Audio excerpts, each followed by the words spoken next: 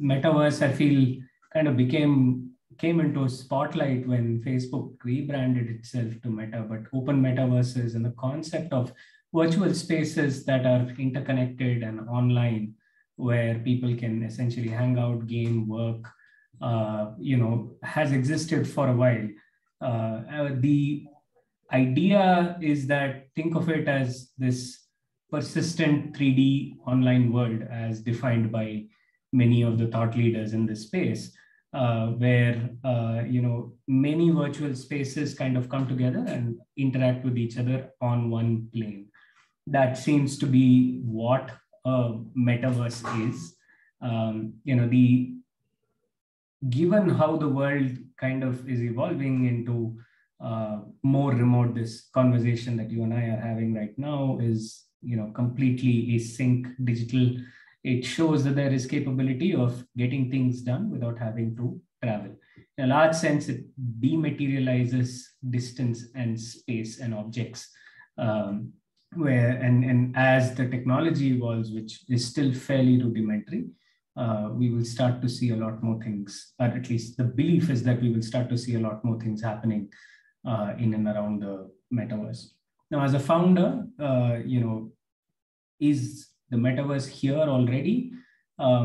Yes and no. Yes, in the sense that we already live in many virtual spaces, be it games or Zoom conversations like this, or the concept of the embodiment of the metaverse already exists in a lot of the digital things that digital interactions that we do on a daily basis.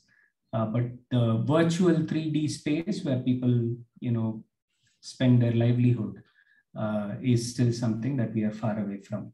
The most well-known open metaverses, and open by the sense that it is owned and governed by its users, today have a few thousand, a handful of daily active users. If you're building for the metaverse, I think as a startup with limited resources, it is perhaps a better strategy to build a vertical metaverse as opposed to a horizontal metaverse. Now, what that means is a horizontal metaverse is a general purpose space with a 3D theme to it that you can essentially go and hang out in. A vertical metaverse essentially has a very specific theme where it is something specific to music, it's something specific to builders, it is something specific to designers, it's something specific to gamers. So I think these metaverses, which has a purpose and a utility to it, is perhaps more, it's a better strategic bet for an early startup founder who has limited time and resources to A, build a metaverse, and B, drive traction to it. And while building the metaverse, apart from what the metaverse is going to be about, there are a few technology calls that you're going to have to make.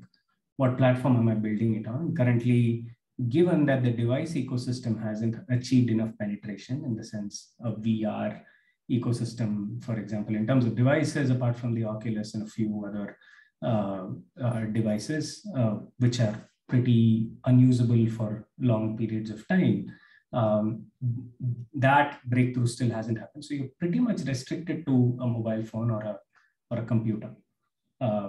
Then the question comes, am I going to do both? Am I going to stick to one? And if I'm doing both, am I going to render things on a browser, or am I going to make an application? These are probably worthy conversations to think about. A lot of the metaverse is also in how you design it. The rendering capacity, especially if you're using an open internet connected metaverse, is severely limited by a compute bandwidth, and secondly also the platform on which you're rendering this. Does it have enough processing power?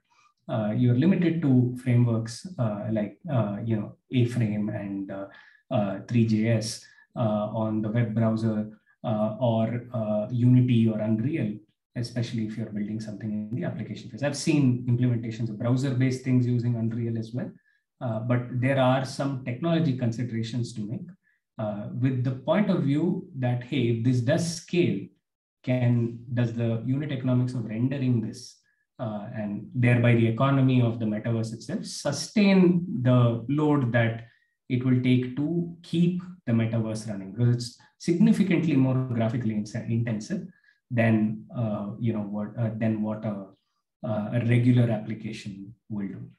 Once you have those things out of the way, onboarding, especially for an open metaverse, and I think we keep the conversation to open metaverses here because most of our audience is a Web3 audience, that adds a layer of ownership. What are you decentralizing in a metaverse? The only thing that you can decentralize is its governance, which means the price of a land, price of a land parcel in there, the number of land parcels in there, and everything else is economy on top of it. If in the case of the vertical that in which you're building is valuable enough, you will be able to figure out real world use cases that can be replicated on the metaverse. But apart from that, depending on just people being able to speculate and flip on land has worked, and markets are good, but we will now see what it looks like when the markets are bad. I think we are already seeing that. I think apart from other side, which is currently the metaverse, which is launched by the Board API Club, the other metaverses, honestly, you don't see as much volume on the purchase and trading of those land parcels. So you've got to think of other ways inside the metaverse that it would make money. But yeah, pretty much, if you're building a metaverse, I think I can safely say that you're early, and you're better off being narrow in your approach as opposed to kind of going broad, where you're building everything up, where you're building a general purpose metaverse. I think the user base and the devices where this can truly be meaningfully experienced don't exist as of now.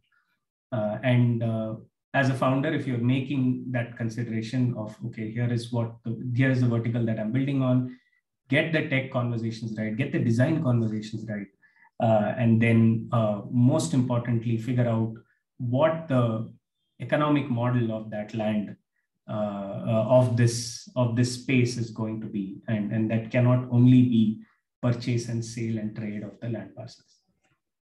That was a wrap. Happy to answer any questions if there are about a specific metaverse that you're building. Reach out to us, and one of us will get on a call with you.